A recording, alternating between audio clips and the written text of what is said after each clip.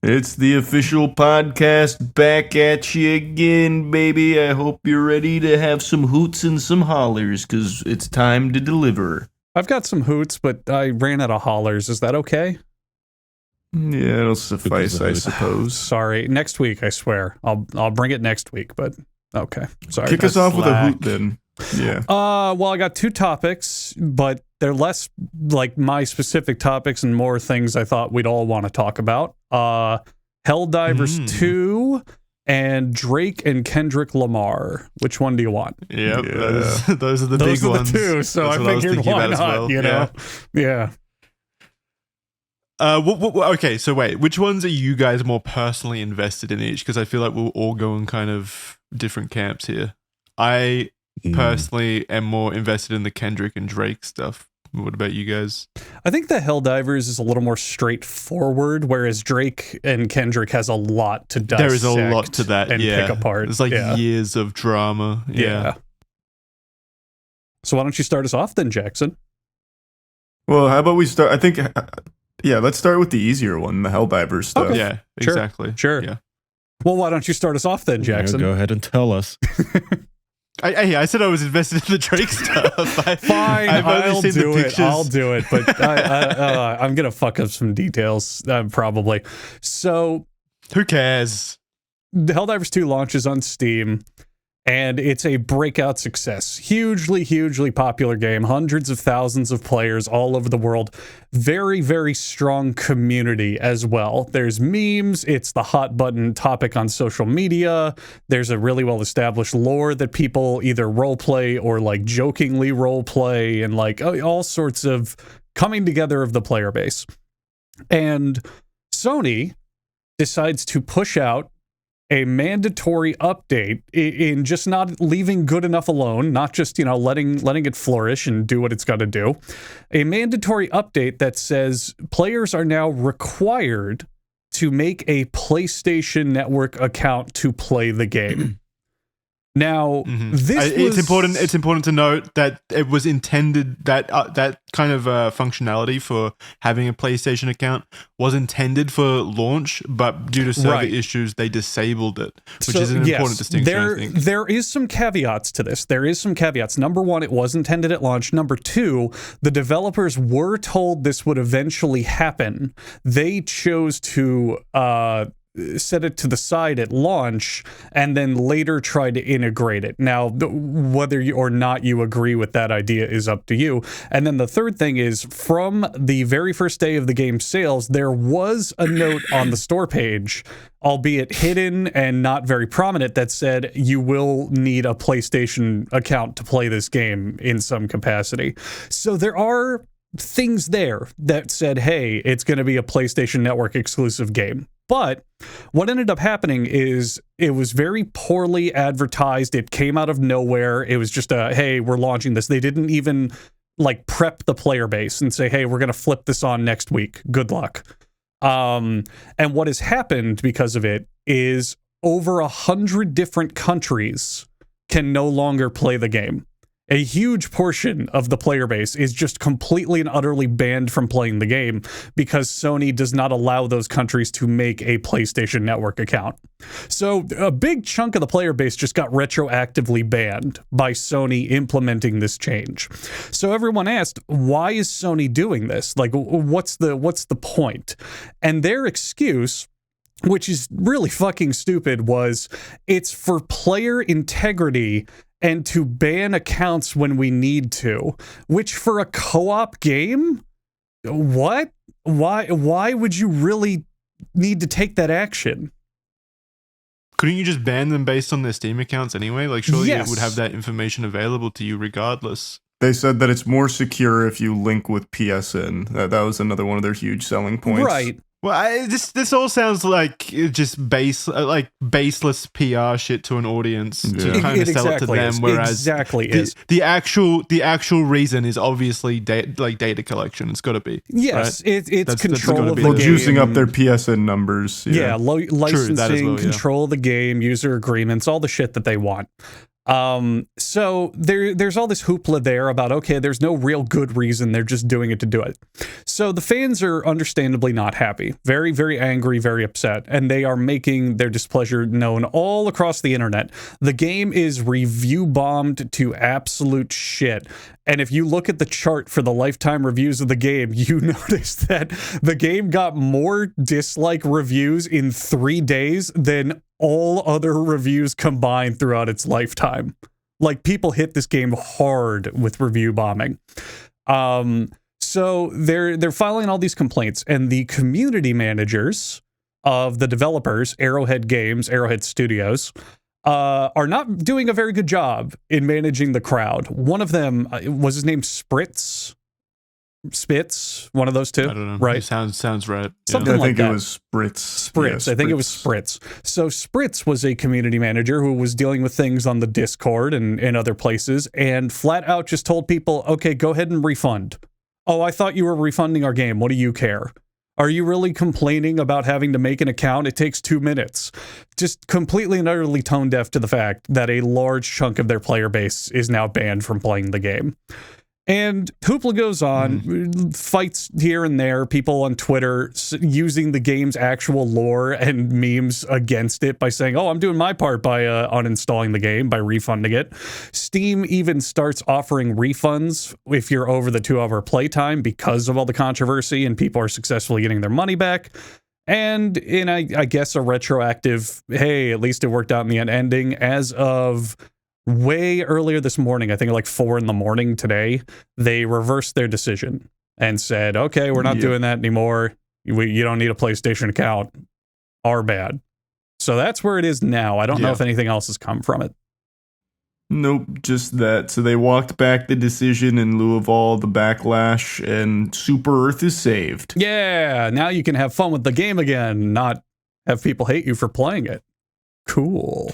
Yeah, and hopefully Sony doesn't step in again. Yeah. True, but we also know gamers never forget. I'm still seeing a bunch of tweets saying, this doesn't matter. They did it once, they can do it again, that kind of stuff. Like, not obviously acquiescing to what Sony has done. I think the developers cut them some slack. Like, it was Sony's decision to do this. The lead dev, Sony, even said they didn't want to put this in, and like there was nothing they could do. Is this a Sony-owned company, though? Is it a Sony-owned company, or is it... It's a Sony-owned... It's a Sony-published game. I don't think the company is owned. Yeah. So that's the other point on that. People, though, are forgiving Sony for doing this. They're going, oh, it's okay, Sony, we did it, no problem. And it's like, no, don't forgive Sony. They do this kind of shit all the time. This is fucked. You should always be wary when they do this kind of shit. They're not sorry. They're sorry that they got backlash. They feel bad that people didn't like it or cared. It's stupid. I was surprised that it made that much of an impact in, the gaming sphere. As in, like, not the countries being banned. That's when I thought, yeah, okay, now people are going to start caring. But just the raw act of having a Sony account or needing a Sony account, like, I feel like that's baked into the community, the gaming community at this point, with how many games require it's the way they went about their own launchers and stuff. Well, no, that was also just never the issue, though, to be fair, because like if it was there from the beginning, the game literally just wouldn't have even been accessible to those countries in the first place. Thus, they wouldn't have been able to buy the game. So like that was never the issue of linking the accounts. It was always the issue of, okay, now we have to link accounts that we literally cannot make. Thus, we can't play this game we paid for anymore. Steam during the controversy delisted the game in the countries that couldn't make the PlayStation account. Exactly. And a lot of people are saying, why did they not do that from the very beginning? Why? It's how they implement it. A good example of this is the Halo collection and the Halo games. When you sign into those from the very beginning, from day one, it says, make your Xbox account to play. Make a Microsoft account to play it. And everyone said, okay, fine, that sucks, but whatever. Yeah. Whereas Helldivers 2... It's normal. Yeah, whereas Helldivers 2, it was pretty... I don't want to say hidden, because it wasn't hidden, but it really wasn't prominent that this was going to be a thing that happens. Especially because they sold it in countries that can't sign up for PlayStation. I also just don't think Arrowhead knew that. I imagine they probably went into this thinking like, okay, if this has to eventually be implemented, I imagine it can be implemented by every single one of our players, which just was not the case. Right. I don't understand why Sony would want this either if they're limiting their game outside of those markets. Surely they would want a solution where the game is accessible. Yeah, I mean, surely they want that money. So maybe they thought that there would be a solution to that as well, and they were hoping. Yeah, who would find it though? It'd be on. It was not like Valve could make PSN accessible to those other countries. Yeah. Like, I don't know who they thought would find that solution. Shit'll buff out somehow. Well, maybe like you don't need an account in those regions, or maybe you don't need to access the same servers or something, and that was their idea of a solution. Because I don't think they would have outright prohibited their game from being sold in those regions, especially when it's already been sold there. It was though. It's not like they had another but that solution. was Valve's. It was Valve's decision to do that. Obviously, they didn't like that. I think Sony would have assumed that those sales would have still been fine in those regions, and then Valve came in and like, well, actually, no.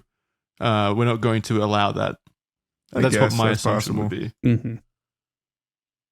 Yeah, but regardless, that's a good like a breakdown of everything that happened as far as what I saw. Yeah. But what really happened was the copious amounts of posts from gamers rising up that are just some of the fucking oh my god. Hey, it worked. It fucking worked, brother. Yeah, it worked. It did. Oppressed no longer. Look. I never have any sympathy for these like giant corporations, especially Sony, who is like historically extremely anti-consumer. But God, you guys make it so difficult to be on your side when you're posting this cringe. Like, no, I disagree. Are you kidding me? This was more, at least the ones I saw were more like self-aware cringe, and I can get behind some self-aware cringe. I didn't see a ton of like. This is the most important calling that we've ever had, soldiers. I have a few if you'd like me to read some. Okay. So, the game got a review bombed, like Andrew said, and it was sitting at overwhelmingly negative. Now it's back to mixed, I think, because of the announcements that they're giving up. People were retweeting this screenshots of the store page saying, "This literally could not have gone any other way. You trained every Helldiver to work together to defeat their foes as a community. Then you became their greatest enemy. Were the PSN signups worth it to the shareholders?" And then when PlayStation announced, okay, we're not going through with it, whatever, fuck you guys. This guy quote tweeted it again saying, "Major order complete." Oh yeah, major order. Okay, that's fine. That major one's order fucking complete fine did now. start trending on Twitter. To be fair, but it's not, because you take into context his other tweets as well. He's obviously taking this extremely seriously. yeah. So there's people in both camps. There are people who are just using the game's branding and lore against itself, which is very funny to see. Like when people post all the intro cutscenes and it's like we're fighting Sony instead of the mutant bugs. It's like, that's funny. That's people using it as a joke. But the people who actually are like, oh, I was trained by this game with my loyal comrades to fight the evil oppressors. It's like, okay, calm down. You've trained me. And now the student will become the master. It's shit like this as well, though. Listen to this one. "Don't ever say gamers can't change things. You all got Sony to cave and free Helldivers from the PSN requirement. One down, one to go. Sign the petition today to hashtag free Stellar Blade." So this is what I mean. Oh, God. Oh, God. It's all connected. I forgot all about that. Well, you see, this is because, here's another tweet. "Xbox gamers and PC gamers simply won't put up with it. We call out BS and get multi-billion-dollar companies to wake up and change policies. PlayStation gamers do what they are told and defend Sony as they try to make even more money from their fans. We are not the same." And then it's the Gustavo Fring meme. Oh man. So embarrassing. Hey, they were right. PC gamers didn't take it. Just take your win and go home. Like you did it. You did it, Reddit. Yeah, You're just welcome. be happy. Just Don't be cringe. Oh man. Is it happy so now? Is it okay cringe. to play now? Like, full disclosure, I really, really like Helldivers, and me and my friends would play it every weekend. I leave town for a week and suddenly this whole thing explodes in our faces and all of us now feel like scabs if we log on. Is anybody even left?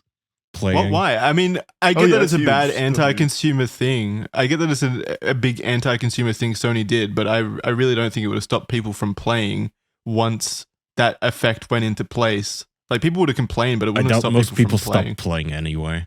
The boycotts almost never work. I'm actually surprised they got anything out of this. Which kudos. They really I guess didn't. the PC gamers won't stand for it. They really didn't. If you check the Steam charts, the player counts are still largely consistent during the whole Sony thing. It's the only thing Andrew got wrong is that people didn't lose access. It wasn't going into effect till May 30th. So it never lost players. Yeah, it never lost players. It was just an impending doom thing, and people were leaving in response to that. That's my mistake. I thought they said, hey, with this update, we're implementing it, and I thought that update was what was just pushed out. Okay, so to be fair, they did give a heads up, but whatever. Okay. Well, they gave a 3 weeks heads up, yeah. Yeah. Okay. Yeah. But that's kind of like really Takai's annoying. point then. If like all the reviews, like they review bombed it, like there were 100,000 negative reviews or whatever, but the actual in-game numbers didn't change. These people that were like still screaming at the top of their lungs and complaining online and leaving negative reviews were still at the end of the day logging in and playing. So when that effect goes through eventually, unless they're in an affected country, they were still going to play regardless, right? It's not like some kind of most big moral likely. stand. Yeah. I always love to bring up the argument back in the day of bring dedicated servers to Modern Warfare 2. You remember that? Fuck, that one's a classic. That one's so funny. so So way back in the day, Modern Warfare 2 gets ported to Steam, the original Modern Warfare 2, 2009, and they don't have dedicated servers. So you have all these like connection issues and ping issues and all this shit. So there's this huge petition, brings dedicated servers to Modern Warfare 2. We're not going to play until we get dedicated servers, and half the people in the group are playing the game. It shows their status is in-game. Like, you're not doing anything, you're not actually protesting if you're still buying and consuming the product. Yeah, that one's an iconic Reddit moment. Yeah. It's every single time though. Every single time there's one of these big button issues in video games.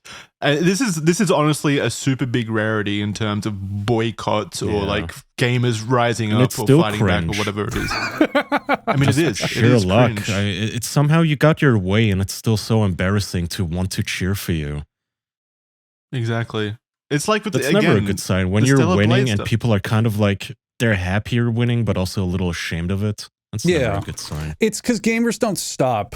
Gamers get what they want, but then for the next week, they go, look, we did it. We're the coolest. We're the best. We win. Yay. It's like, all right. Gamers always get what they want, Andrew, damn it. They're you're insufferable. And you know what's the most annoying thing about that is, again, like, I'm very anti Sony and their practices and stuff like that. I'm also like, I hate video games journalists. But now every time they like, insult gamers, I'm kind of like, yeah, I understand where you're coming from. These guys are actual cringe lords, And so but they're not calling them cringe lords, to be fair. The game journalists are calling them like fucking terrorists, basically. Like, that's super different. Yeah, it is. It's really impossible to have a side here. Yeah, exactly. It's hard. It's hard to be a gamer in this day and age. Well, it's still a good ending, though. Happy Helldivers is saved. Yep, it's a very good game. So I'm glad that is. it's not going to die off because of just a stupid corporate decision. Agreed. I really think that it was the only reason that this went through, like this change happened, was probably from internal pressure from the studio themselves, especially if they're not actually a Sony entity. Like if the game was just published by Sony and they're an independent company. I think is it Arrowhead? Is that the name of the studio? Arrowhead Studios. I think. Yeah, if Arrowhead is independent, then it was probably due to pushback from them internally, because from what you said, it didn't seem like the CEO was very happy with this change. According to some messages I saw that I think were from the lead dev, he actually commended review bombing the game because the huge amount of refunds and negative reviews was part of how they got to leverage, hey, you need to reverse this. You need to stop this. Oh, yeah. Okay, if he's actually advocating publicly for a review bomb campaign against his own product or own game, then I can imagine behind the scenes internally they were fighting tooth and nail to prevent this from happening. And Sony probably just wanted to keep the relationship at that point, civil, and that's why. Yeah. Probably had nothing to do with the game as I think it's definitely a case of NDAs. Like, I would bet the development team didn't like it and no one there wanted to do it, and everyone immediately went, yep, look at this backlash, this, okay. But what can you say when you're under contract with your publisher? You know, you can't just outright be like, fuck you, Sony, you ruined our game. Like, no way, you know? That's like every single situation, and it's kind of why I do sometimes feel bad for video game devs, not the insufferable ones, but some of them, because most of the decisions that people complain about are very obviously from up top. You know, it's always from the publishers demanding ridiculous, you know, things from the teams, and then them having to implement them, and then the company above never takes the heat. They don't care. The shareholders don't care, but the people making the game are the ones getting insulted and yelled at and viciously mocked. I would imagine that some attorneys got some phone calls late at night too, though, about the whole, we're gonna sell this game to thousands of people outside of the US and then take it away. That probably was also a little iffy. Yeah. That was probably a big issue. Definitely a legal gray area. Definitely. Just all around very stupid. I don't know if it's a gray area. That's probably why Valve acted before they did. They're like, wait, you guys are going to do what? that's a lawsuit waiting to happen. Yeah. Very interesting situation though. I think that's a kind of, like I said before, it's a very rare situation in the video games industry where you actually see these companies back down like that. So it's like they're compelled to just do shit, to just make the worst choice. Here's a game that everyone universally loves. How can we take a big fat dump on it? Yeah. It's actually shocking how often this happens. It's not even just games anymore. Like fucking YouTubers are doing it now too. Like Watcher when they put the paywall content for their catalog and everything. They were like a beloved group. Nothing but like, you know, clear skies and rainbows and unicorns, man. They were crushing it. And then they make that one extraordinarily greedy decision that immediately ruined their reputation, probably forever. It's not just game companies anymore, man. It's very much anything.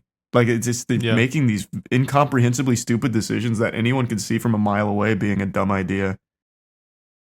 As a Bungie fan, I've seen this happen constantly. It's a company that constantly trades goodwill to just push the line further to get more money, and then when there's backlash, you slowly move the line back, build up a bit more goodwill, and then before you know it, the line's even further than it ever was before because they just keep trading that goodwill they generate back for more profits eventually. And they just keep pushing that line forward. It's definitely just greed. It's they look at a long-term projection, like in the Sony case. They go, hey, if we have all these people sign up for PlayStation Network, then our numbers inflate, and maybe they'll play other games on PlayStation. Or there's all the metrics and analytics to it. So they look to the long-term profit, but they don't realize that if you sink the ship you have now, it's not going to do anything for you in the future. Yeah, I mean literally, Tarkov just did this, by the way. Tarkov literally just fucking did this. Bro, that was so fucking wild. Yeah, just walk us through it. That was insane. Wait, did we not talk about Tarkov on the show? I thought we did. No, we didn't. It happened in between. Oh, okay, yeah.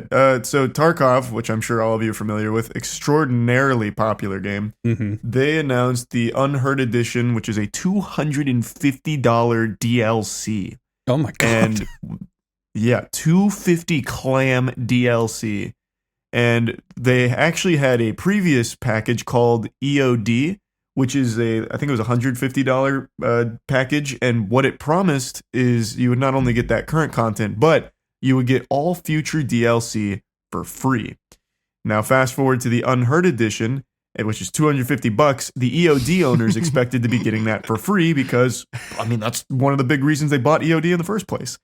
And Tarkov Deb said, nope, this isn't DLC. You're going to need to pay the difference. You're going to need to fork over 100 clans for the Unheard of Edition. And they added outrageous pay-to-win mechanics to the game, such as priority matchmaking and a ton of other crazy game-changing, game-breaking features for $250.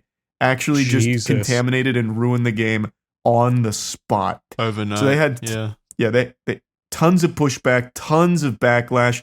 But the CEO of Tarkov, he was not so easily defeated. He said, gamers, come hell or high water, you will suck my dick. So he kept standing his ground. He kept saying, like, nope, this isn't a mistake. Deal with it. I'm not forcing you to buy it. Deal with it. And then it just kept growing and growing and growing. And then eventually he's like, so it turns out that I'm sorry you guys felt this way. we're going to go ahead and revert some of these changes now. It's still $250, but EOD owners are going to get it for free. You're welcome.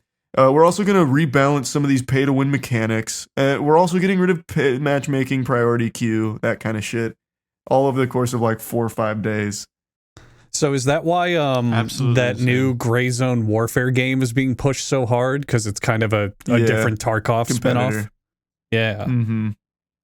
That's exactly why. That makes a lot of sense then, because I wondered where that game came from, but now I get this. Okay. Is Tarkov an actual like fully released game, or are they still in like beta? It's not fully really. Actually, I don't know. I guess it technically kind of is now. It's in like this weird gray area. What is this gray area? Like this early access model where you actually still release like DLC is it out or not? Expansions? Well, it's not like official. I don't know. It's hard to say because it's not like this is like some corporate gaslighting they're doing where you can't even describe if it's out or not. Well, I would say that it's been. No, I personally would say that it is still not fully out. I would still personally consider this like in prolonged beta. But I think it's like technically out because they've sold like these full editions, like the $150 to $250 like DLC editions. Like I feel like they'd be technically out. Like it'd have to be fully out. This is it's the most frustrating thing. Remember Ark? Well, we all know Ark Survival Evolved. They did the exact same thing. That game was in early access or whatever it was for a massive amount of time. It might still be in early access. I don't know. They released what did they do? They released like 3 expansions while it was in early access. So the game's not even completed or fully out. So then the players who bought this game expecting a completed game now have to dish over money for expansions in that game that's not released yet. Like, what is that? That is crazy. Shouldn't that content be in the game that you already paid for that like is in early access? It's so insane. And it sounds like Tarkov is doing ridiculous. The same thing. You know, I didn't believe your outrage at first, Jackson, but I checked out the Ark Survival Evolved Steam page, and I got a recommended review here that's a thumbs down from a Mr. Jackson Clarke that says early access game having DLC is bad. So you've had this opinion since 2016. Wait, that was 2016? Wow. Yeah, you posted. I didn't even realize I played that game 8 years ago. Is it out yet? Not wrong. It is currently not marked as early access, but the follow-up Survival Ascended is still marked as early access. They're already making a sequel? No, it's not a sequel. It's a remake of this one. Wait, yeah. Did we not talk about that either? Ark is a scam, brother. Ark is a fucking scam. Ark Survival. Oh my god, it is in early access. So the game is still in early access. It's a remake. It's just the same game, but upgraded visuals. How is that in early access? If it's the same game. Early access, baby. It's also $45. Woohoo! Oh my god. Oh, does it include the DLC as well? No, it doesn't. Wait, no, it does. The first DLC, but I bet they're going to release the second DLC as a paid upgrade to that game as well. They gotta. Holy fuck. It's gonna be cyclical. God, Ark is such a joke of a game. I feel so bad for its community that just keeps swallowing the shit that they get fed. It's crazy. What happened to the one with Vin Diesel? Did that come out? No, I think that's Ark still 2. being teased. Okay. That's the next one. Horizon. Yeah, they teased that a long time ago, and I have not heard a single thing about it since. Yeah, so remember they made the first Ark game, and then while the game was in early access, they released all the DLC for that game. And then while it was still in early access, they pivoted and made a pirate game. I don't remember what the pirate game was called, but they made a pirate game, which was basically just Ark Survival Evolved, but with a pirate skin over the top. And which they were never able to deliver on, by the way. That game is still an infamous scam. Is it still in early access as well? Let me check. No, they got rid of it. It didn't work. They removed it? Wow. Yeah. Well, neither did Ark Evolved. Like, that was my biggest problem with the game, is that like, when it released, it ran like shit. So I waited a few years, and then I came. Yeah, Atlas. That's right. That's the game. And then I came back, and it still ran like shit. And remember Ark's like egregiously bad Nintendo Switch port, where it runs at like 5 frames per second, and looks like Play-Doh. God, it's such a joke of a company. Oh my god, Atlas is actually playable. Like they still have it. I thought they got taken down. It's still on there? It's still there. Yeah, it's just fucking Ark. It's just Ark again. Oh it's in early access. It's in early access as well. It's been in early access since 2018. What is this company? The company's a fucking joke, man. I hate that company so much. I hate it so far. And you get the biggest defenders as well. Atlas? I don't know how you can defend this company and these games. They're so bad, and yet still people do. People love the games for some reason. Maybe not Atlas, but Ark definitely, and they keep buying it. Yeah, it had mostly positive reviews. Survival Ascended has, let's see, 50,000 reviews, so it is a critical success. It's the same fucking game, you idiots. It's just improved visuals. That's not true. They updated from Unreal Engine to Unreal Engine, but 5. So and they got to pay for it again, which is good. Yeah, gamers love paying for the same thing every time, though. To be fair, look at Skyrim. I mean, look at how many times that's been released for however much money. They love that shit. That's true. I just can't believe people play Atlas. I'm watching a video from 4 months ago. Like, people playing Atlas. Okay. So this is why Ark Survival Ascended, which is the remake, the engine upgrade, is in early access. It says, in addition to the island, which is the main game, we plan to have the following content available remade in Unreal Engine 5. And then they've got all the DLC. So they couldn't even port over all the DLC. You could have just released this as a full game with the DLC. But instead, it's in early access and they're slowly porting over the DLC. That's so fucking stupid. Joke of a company. That was fucking stupid. They are an absolute joke of a company, but we're going to be eating our words when Ark 2 comes out, and it's just like Atlas. Oh, fuck yeah, man. It's going to be amazing. So that is the one with Vin Diesel, by the way, Kaya. It's the same company. It's the second game. You remember the E3 trailer where Dinosaur comes out of a gate and Vin Diesel's on the back with a kid or something?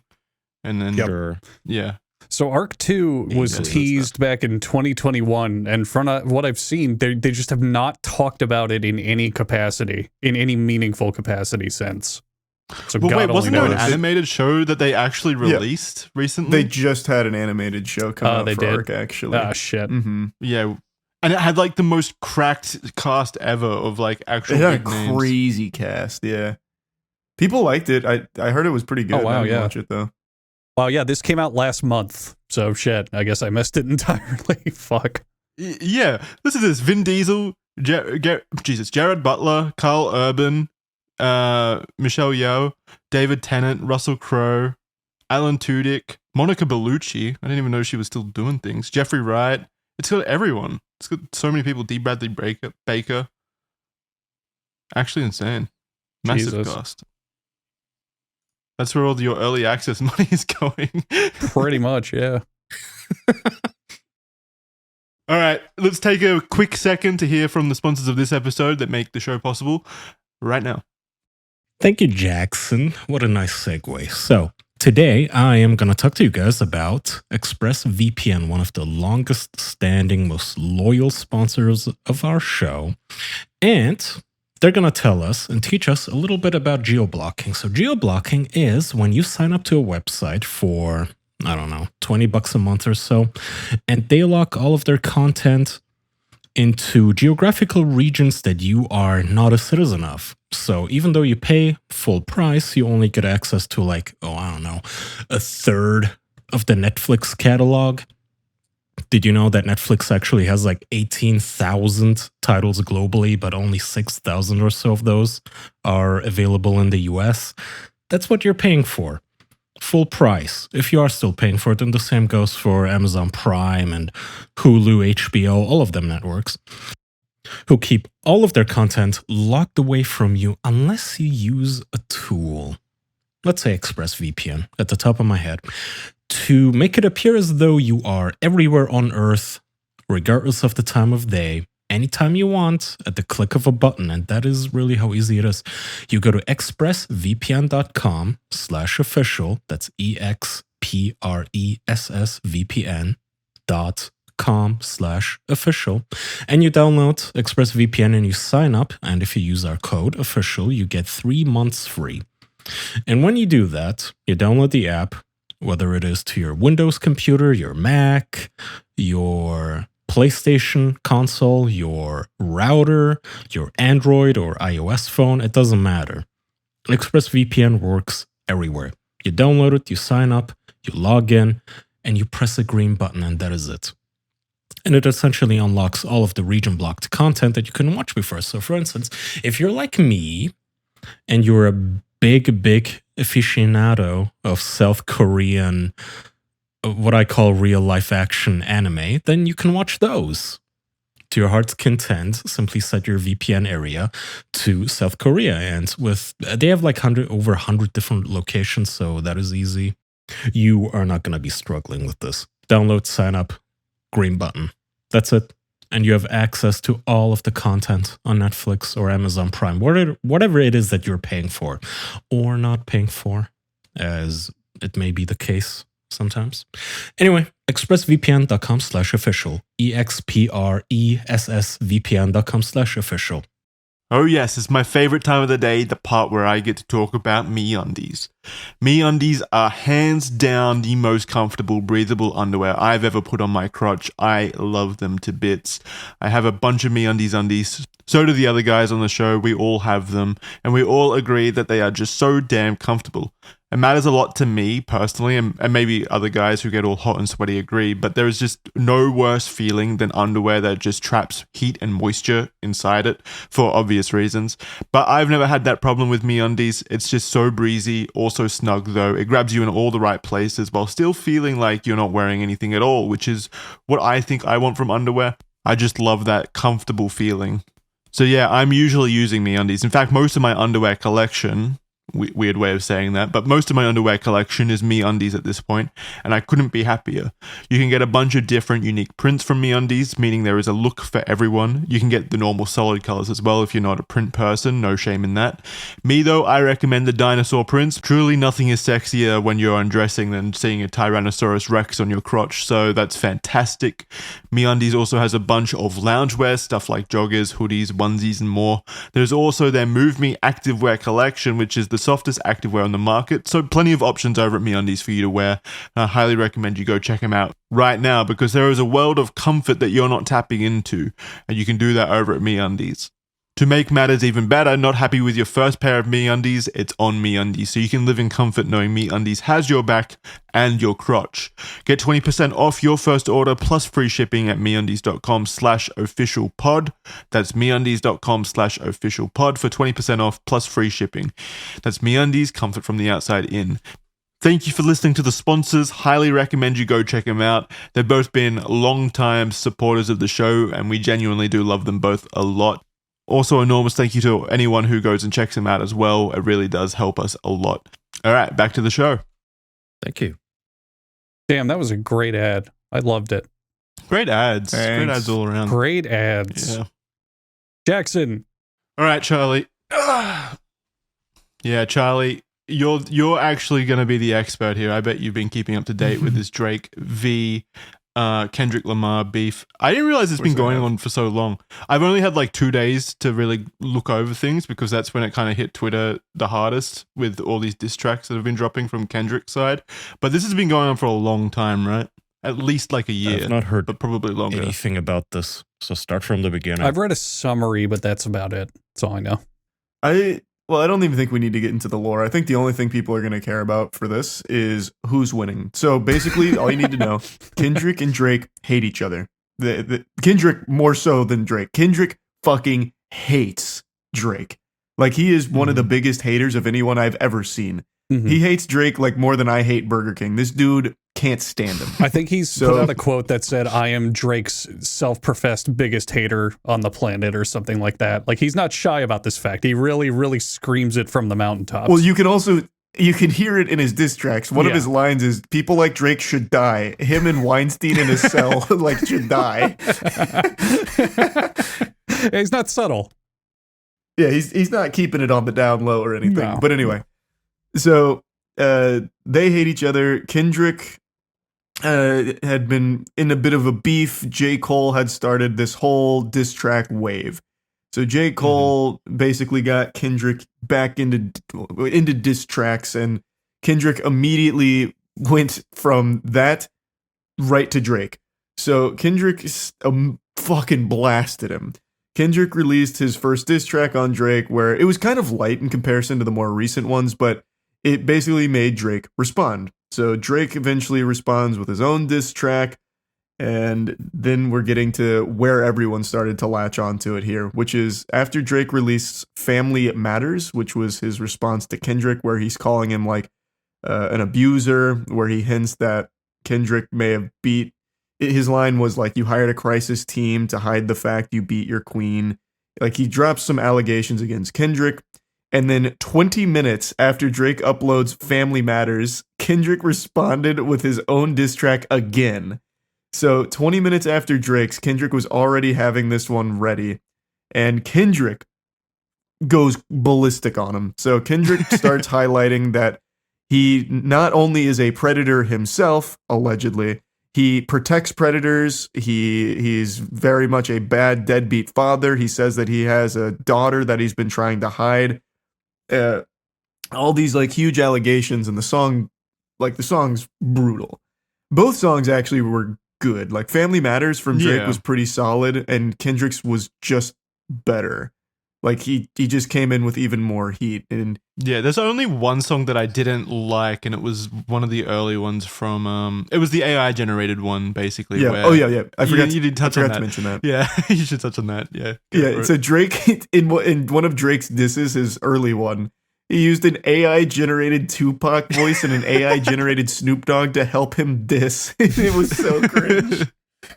It was so bad. And then he ended up getting cease and desisted for using Tupac's voice. So Tupac's estates fucking told him to cut that shit out. They had to take it down. Yeah, and then anyway, pathetic. Very pathetic. So Kendrick responded with that, where he's talking about him being a predator and this and that. He has this secret daughter, all that. And then Drake doesn't even have a chance to respond, because within 12 hours, Kendrick releases another diss track, and it's by far the most brutal one, called Not Like Us. And in this one, the cover is Drake's house with the sex offenders registry markers for like offenses against children for people in his house.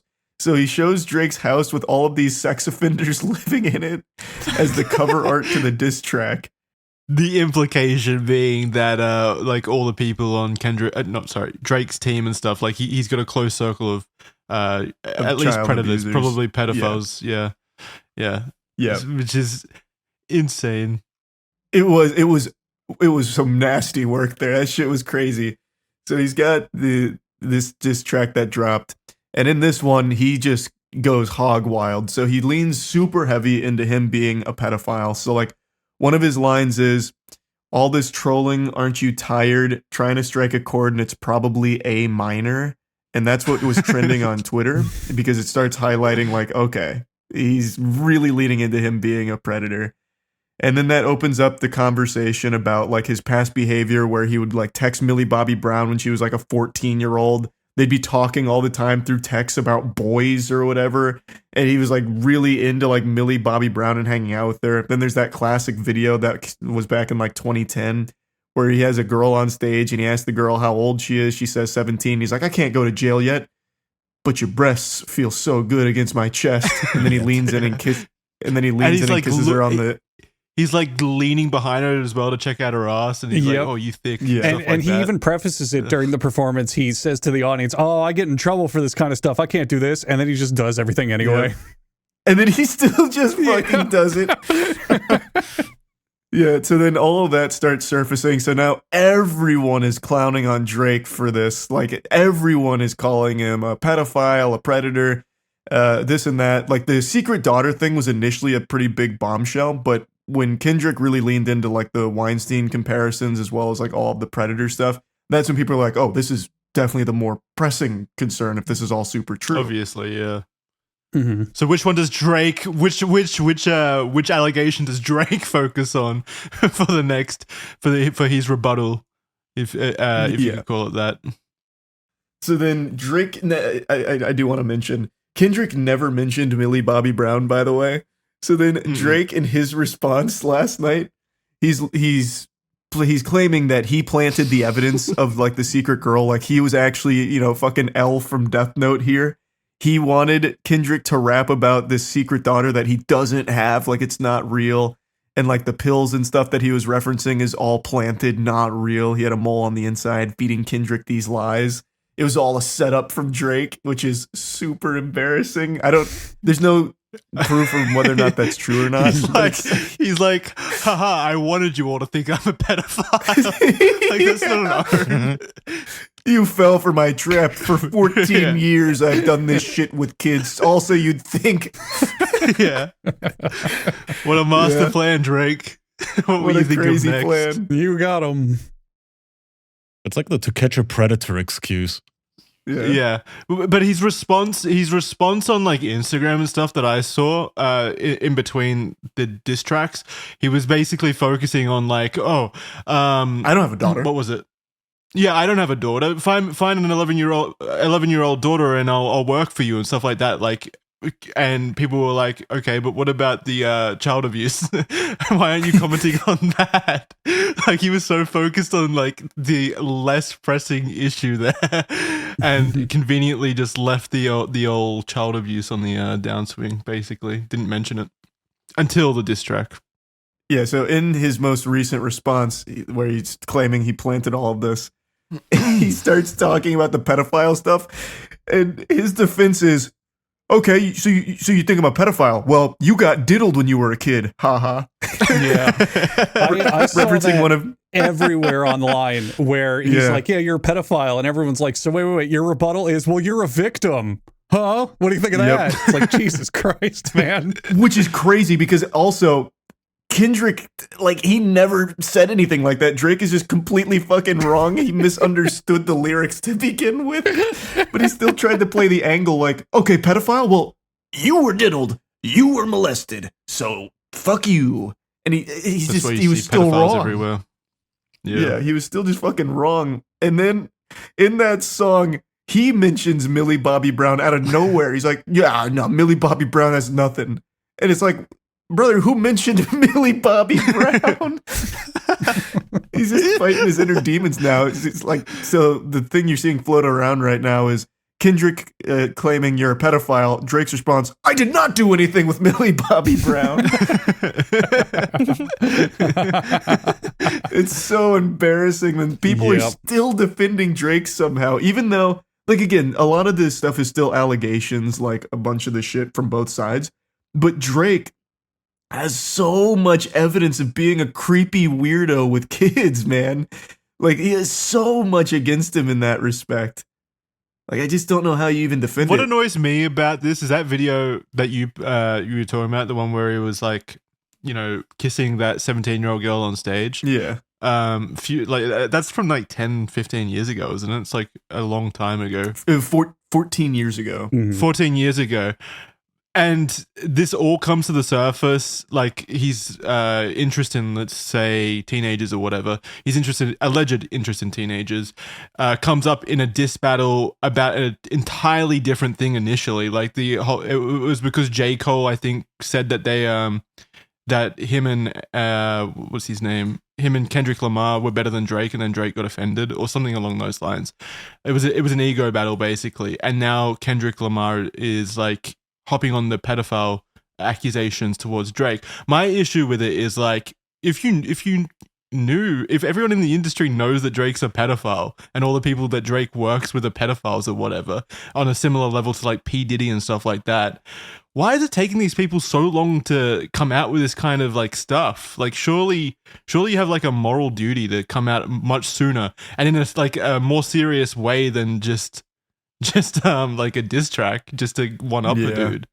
That's always how these things go. Mm-hmm. I know, but it's so annoying because it doesn't make you look good either. Like, if you've been sitting on this information and stuff, you know what I mean? Well, they always want to be applauded for it too. Who was that actor who, like, right after Weinstein, the news all broke, he wrote a tweet like, yeah, I met Weinstein once and I knew what a creep he was, so I peed on my hands before shaking his hand. Oh, I vaguely remember that. Ron Perlman. Ron Perlman. Pissants Perlman. he wrote this tweet about how he went to the urinal to pee on his hands, and then he didn't wash his hands and shook Weinstein's hand. And everybody was like, so you knew about him? And this is your way of like bragging about how you did something about it, is years after the news broke and the secret wasn't a secret anymore. You just peed on your hands. Exactly. It's like he and the flock around him are like, oh, you really showed him. You got him to shake your gross, yucky hand. It's like, you know what would have really shown him if you, I don't know, attested to the allegations, brought some charges, talked to a lawyer or the police. Spoke up years ago. Yeah, said instead anything. of saving it for your pee hands or your rap song. The excuse, and it's the same in the music industry as well, as we learned from P. Diddy, the excuse is always, like, my job is in danger if I do that. In which case, suck it up. People are getting like raped and stuff. Fucking find a different you're already job. rich. You have a moral obligation.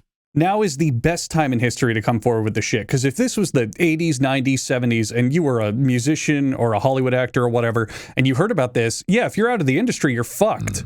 They will smear you left and right. The tabloids will print whatever they want them to print, and you're out of the game. But with the internet, it's all public. Everything goes to everyone. All the fans can know and participate in everything. So if you come forward with this stuff, you will have plenty of people who know your side and take your side and your proof and everything you have to say. It's not like you're just being censored everywhere, you know? I absolutely think that every single one of those people, if they knew about it and they put their own job prospects over, going to the police or, doing stuff like that, they are absolutely complicit in the further harm of, whoever is then victimized through that. Like, I absolutely think they're complicit at that point. You have a moral obligation to do something about stuff like that if you learn about it. I agree with that as well. I also 100%. Agree. I agree. If you want a fun angle of this conflict as well, so there's a lot of incredible works of writing throughout history, like Ulysses and Homer's Odyssey and all that.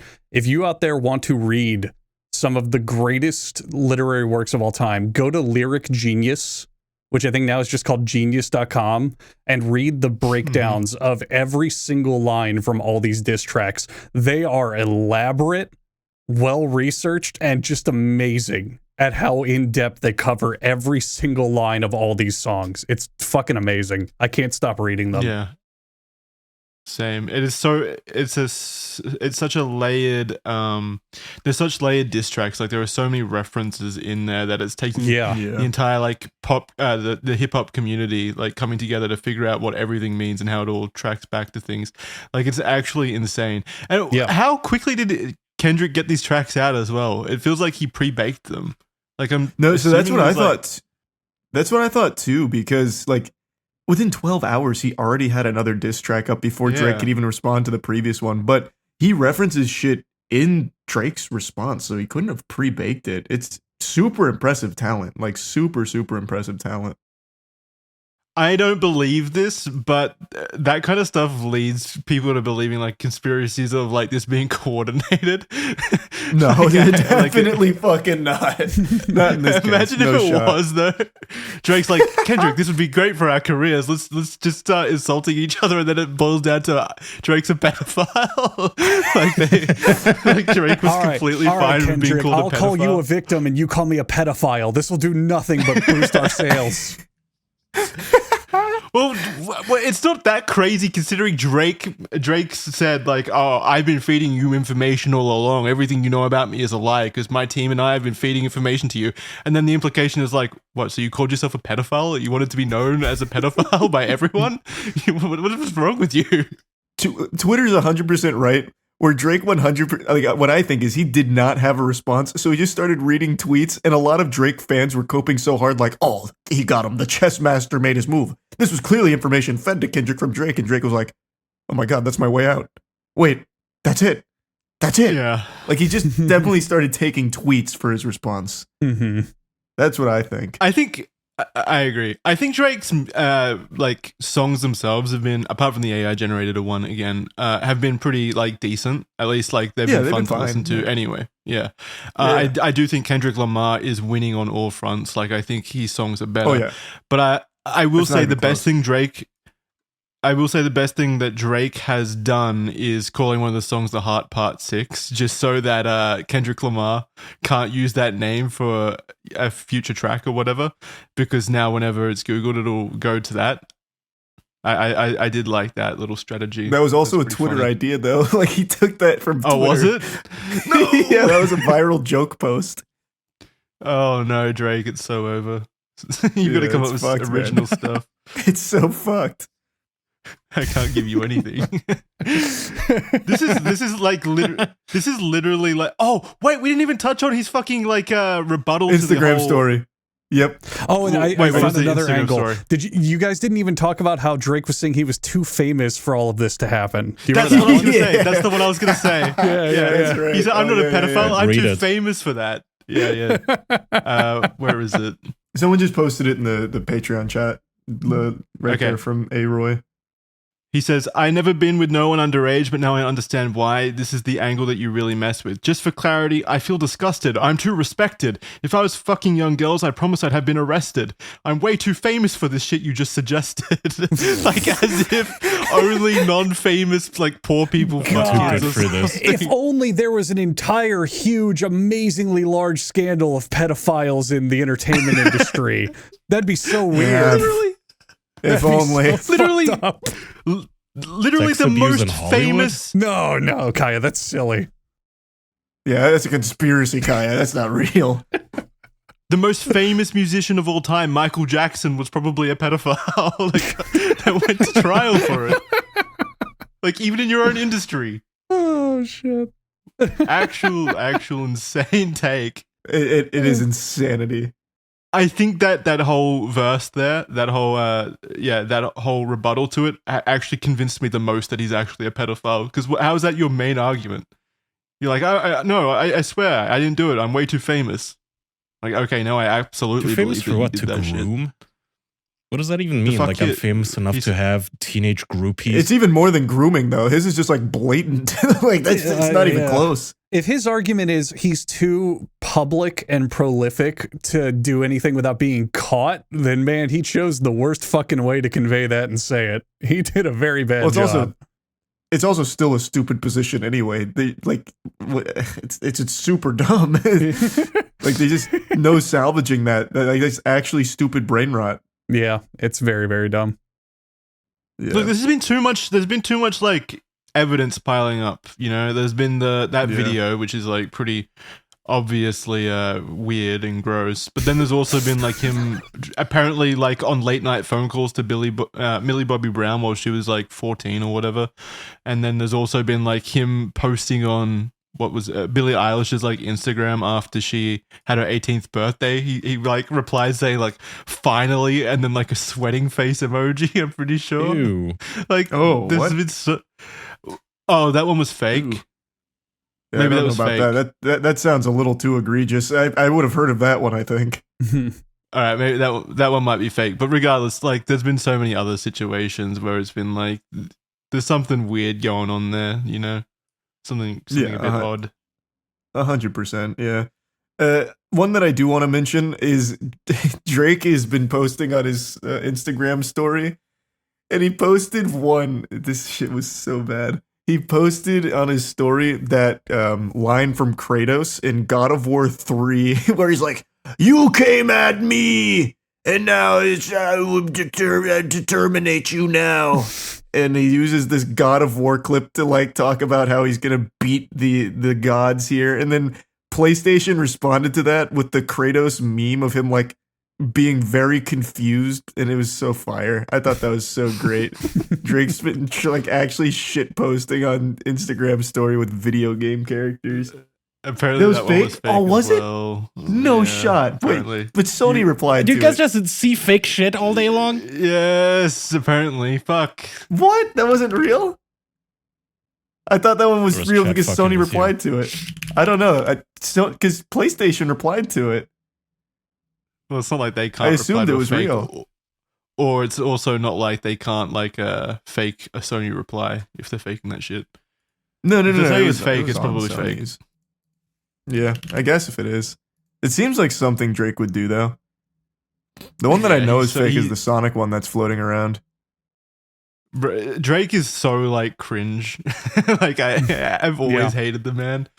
So I was just going to point out how in the public opinion, Kendrick is definitely winning. And if you go to these songs uploaded on YouTube and scroll through the comments, so everyone in Kendrick's comments is like, damn, you fucking nailed it. These lines are good. These lines are great. If you go to Drake's comments, it's nothing but people making fun of how much of a fucking dork he is and how terrible his lines are.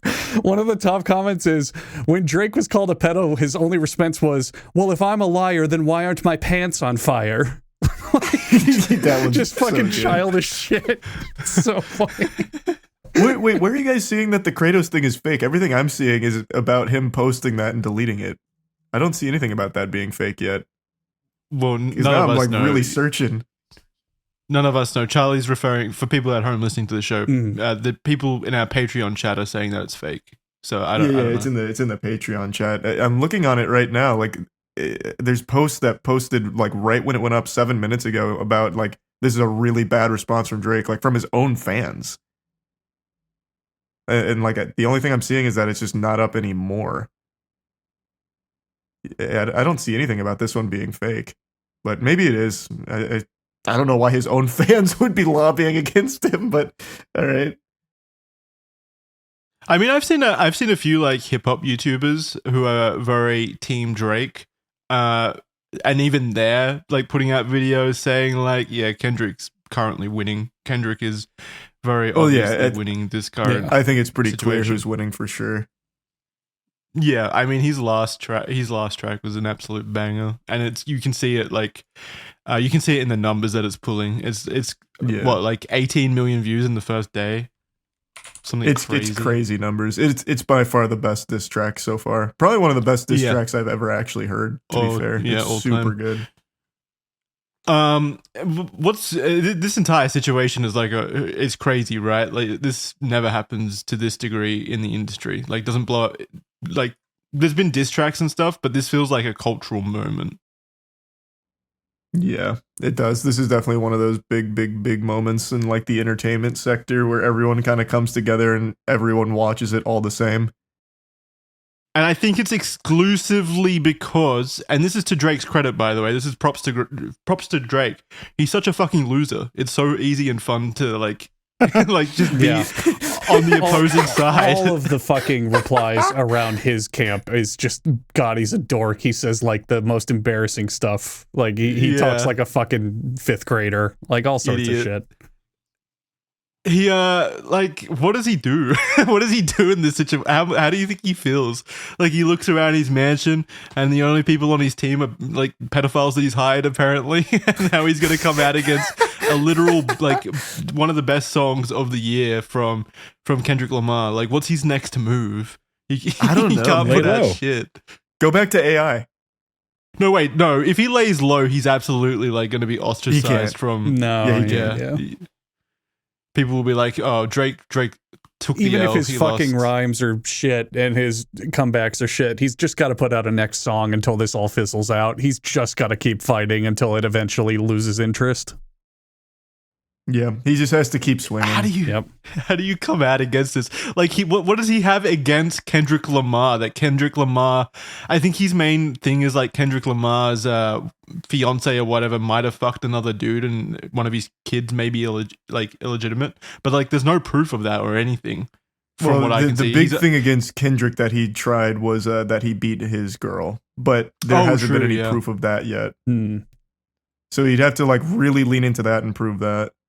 There's been far more proof of Drake, being a fucking weirdo with, underage people, as well as all the other stuff that Kendrick Lamar sings about, like a sex pest and stuff like that. So it's like, what does he do? He's like, you're being called a pedophile, and you've got no ammunition to like shoot back, basically. Yeah. Kendrick's got so much momentum and fervor and hatred that it's also just going to be really hard to topple him, even with the evidence. Charlie can correct me if I'm wrong, but didn't this whole thing start because of a compliment that J. Cole gave him in a song? It was like it was a compliment, but it was like backhanded at Drake, which is kind of what kicked everything off. So what I'm referring to is J. Cole had a song where in one of the lyrics he basically said that like the current three big rappers in the industry are Drake, himself, and Kendrick. And then Kendrick in another song said, no, fuck you guys. We're not like the big three. It's just me. I don't want anything to do with you guys at all. Fuck you. Yeah. Yeah, it's like, it's not the big three, it's the big me or something like that. Yeah, pretty much. Like, yeah. And that's kind of how this whole started spiraling. And I just thought it was interesting that Kendrick is a man of such fucking hatred for Drake that even in an innocuous line, he has to make a whole thing that says, no, fuck you. Don't ever say my name again.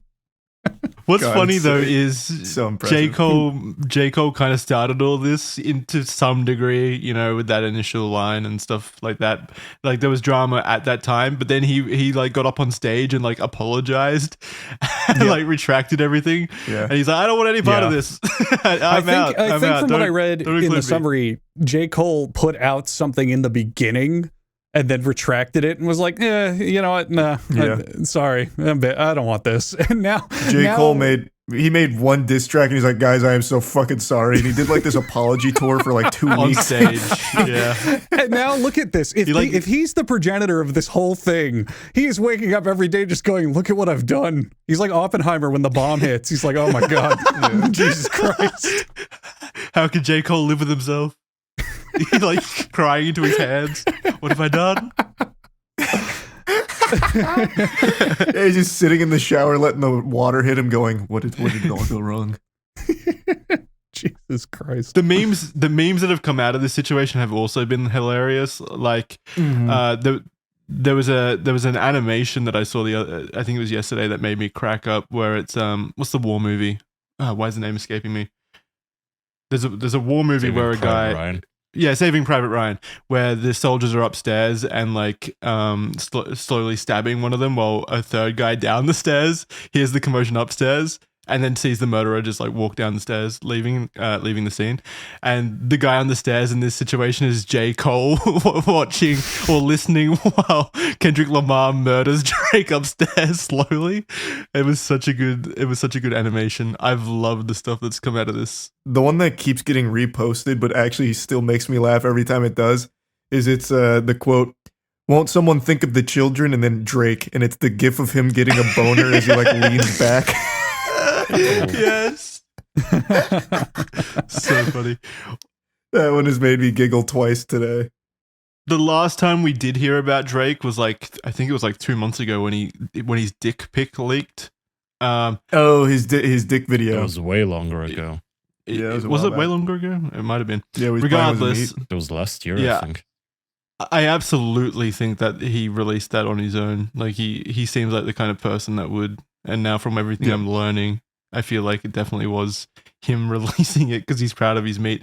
He does come across as like a really creepy sex pest dude. So yeah, 100%. Bit of like looking back while we look forward to the next diss track. Yeah, I'm excited to see where this goes. It's fun. Me too, fun. Man. I already know it's not over. Like, there's no way. Like, there's 0% chance Kendrick lets Drake have the last word. So I'm just really excited for Kendrick's response. Oh, true. Yeah, Drake's was the last song. Yeah, you're right. Yeah. So yeah, there's definitely going to be more. Absolutely. And then we got to see if that one puts Drake in the ground or if he does come back. Maybe this goes on forever and we just get Kendrick Lamar releases an album entirely of diss tracks against Drake, which would be so fucking fire. That would be so good. I mean, he's got quite a few here. He's got like 4 or 5 some to work with. Yeah. Yeah. It's impressive. All right, you guys got anything else? Not really. What would you like, Jackson? Whatever. Just feel like that's probably about the extent of the Drake stuff for now that we can go into. Yeah. There's a bunch. Have you guys checked out this Maple Story, nerd? No. I don't know. I don't know what you're even talking about. Yeah.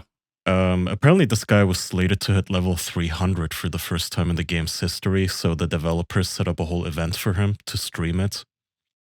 And I guess he ended like a 10-hour-long stream with a 45-minute rant about why the developers suck. And he never finished leveling up to 300. And I guess he ended the stream after a long rant. That's so fire. I like that a lot. What a fucking big boy move. Holy shit. Did the Maple Story devs set up the stream? Like they were like, authorizing it or promoting it? It says he had over 20,000 concurrent viewers watching him and waiting for him to level 300, which is the max level.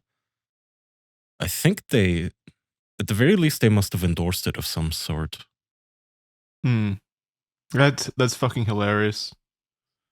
That's actually hilarious. That's always my favorite thing when like there's these big events in video games and then the streamers or whatever use it to like shine a light on how fucking like bad the game is. Like this moment should be like this extremely exciting moment in the video game's history, and all it is complaining about like something that's wrong with the game. I love that. I wish more streamers did it. It's all good. I feel like more I probably see it a lot more because like all Bungie players for Destiny like just constantly complain about the game, including myself.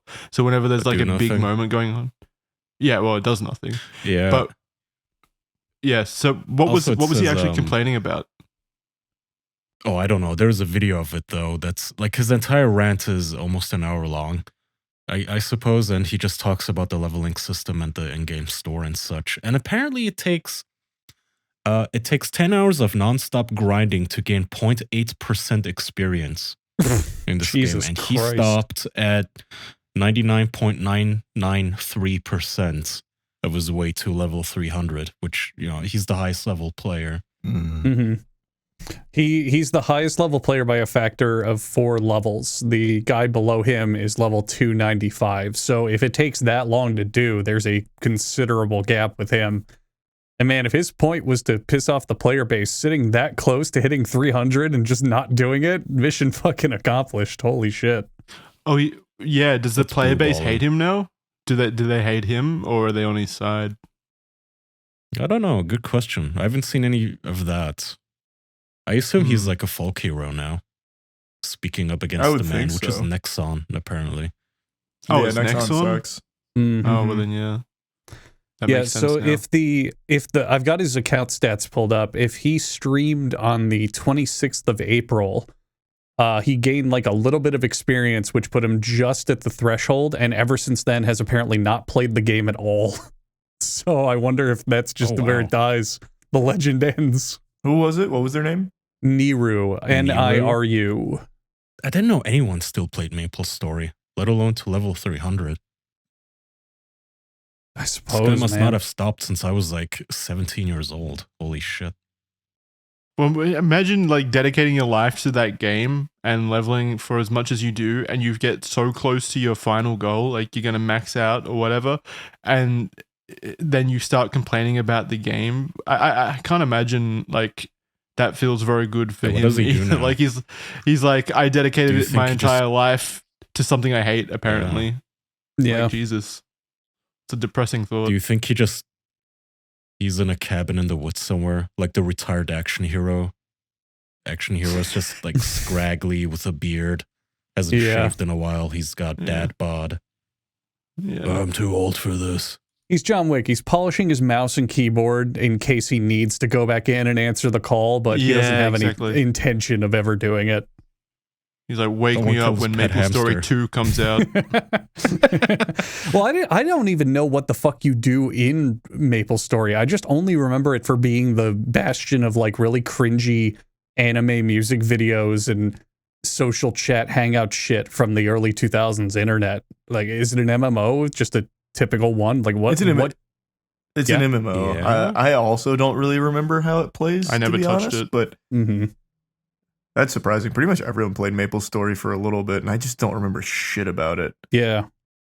It has that cutesy chibi art style. Yeah, I hated that shit. You would have people role-playing with it all the time. Like, all sorts of people would just be like, oh, I play it, but I've never done any real quests. I just sit and talk to my friends and role-play and shit. That was what I remember of it. Yeah, but you could do that in the superior Club Penguin, so that's probably why I never touched it. They censor you in Club Penguin pretty hard, though. Maybe Maple Story's a little more free. I don't know. Well, that would have been scary to 10-year-old me who was hooked on the safety of Club Penguin. The bubble of Club Penguin, yeah. Too confronting. It'll be interesting to see if this guy moves on or if he goes back to his game. Who knows? Eventually. Oh, like he has to come back and fully level. He has to. Like I don't believe anyone would have the self-control not to. We should make a note. Patrons and people listening to the show, remind us in a month to check in on this guy, see his account stats, see if he played at all, or if it just sits at no activity, if he's really committed. And if Nexon breaks and gives into all of his demands, whatever the fuck they may be. Yeah, whatever his demands. Like, what did he actually complain about? I want to know what he was upset about. I don't know, man. So much so. Did he not say? Did he not rant? He apparently ran it for like 60 minutes. Surely he made a point in there somewhere. I didn't watch any of it. Oh, I don't know if there were even necessarily demands, if I had to guess. Like, it was probably just pointing out all the dog shit that Nexon does. 'Cause, I mean, they're a bad company, man. He was probably just pointing it all out and shining a light on it. I don't think he was demanding anything. It wasn't like a ransom. I won't hit 300 unless my demands are met. Yeah, I don't think it was one of those things. Sounds like it Could have been a ransom. But I haven't watched it. Maybe it could be, I guess. Yeah. You should kidnap someone's kid. Niru, Unity needs you. I heard Zynga's old CEO, or COO actually, is now Unity's CEO. Holy. So that's going to go even worse. Oh, fuck. How? Zynga, for those who don't know, How? it's like the parent company of the most... Like, I'm pretty sure Zynga made Farmville. Yeah, like Zynga Poker and all that, and like Words with Friends. So some of the biggest like mobile games out there that people play on social media. What do you mean how? It's Unity. That's how. They brought out Beelzebub for that fucking position.